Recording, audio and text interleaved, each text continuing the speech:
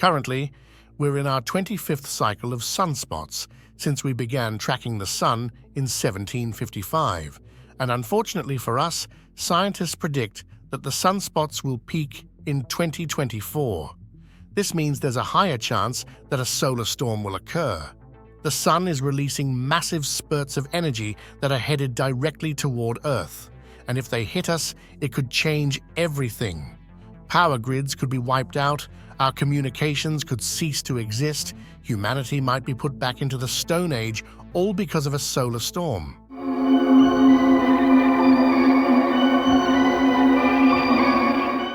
Let's first tell you about the sunspots. They're cooler and darker areas of the sun that are created by a strong magnetic field. They're not directly responsible for creating solar flares, but it just so happens that flares are most common in these sunspots due to their high magnetic activity. The magnetic field lines can become twisted and tangled near certain parts of the sun, and they can suddenly snap and realign, which creates a massive burst of energy. This can result in a solar storm. What makes them so powerful? How is it possible for something like this to happen in 2024? And why are they so dangerous? Here's what would happen if a solar storm hit Earth in 2024. And how could something like this happen anyway?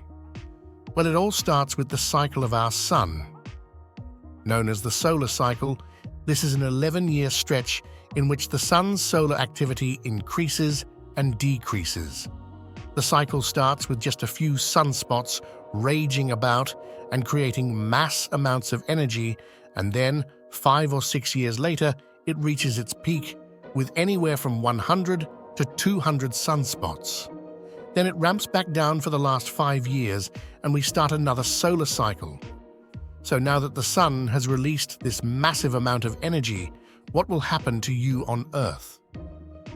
When a solar storm occurs, you won't notice it right away because it takes a few minutes before it reaches Earth. Once this storm hits, everything changes. The first thing you might notice is that more and more auroras will start popping up worldwide. This typically happens when charged particles from the solar storm interact with the Earth's atmosphere. Although these sights in the sky look beautiful, the good parts about a solar flare end there.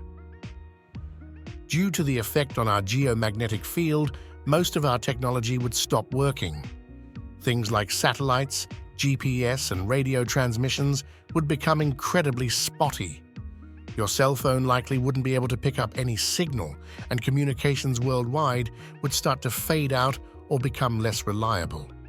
But that would only be if we were affected by a few solar flares. This is an entire solar storm we are talking about here. These are multiple attacks by the sun on the Earth.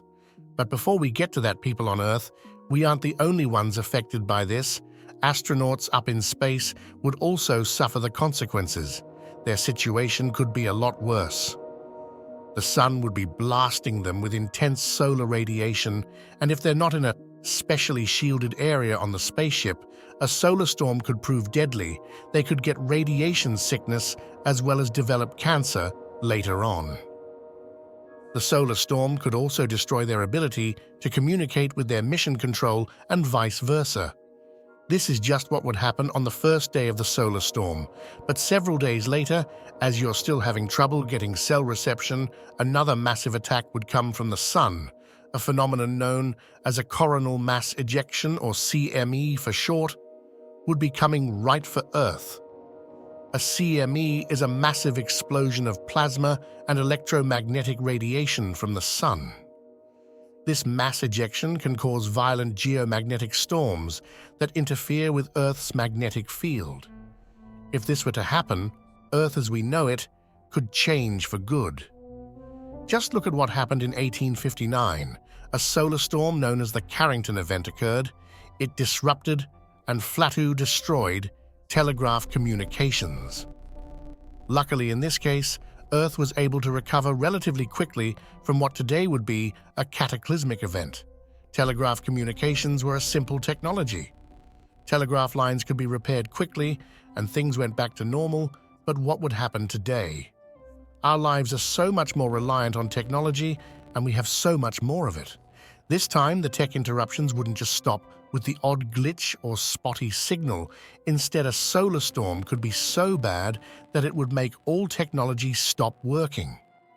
The intense levels of electromagnetic radiation could wipe out entire power grids and communication systems.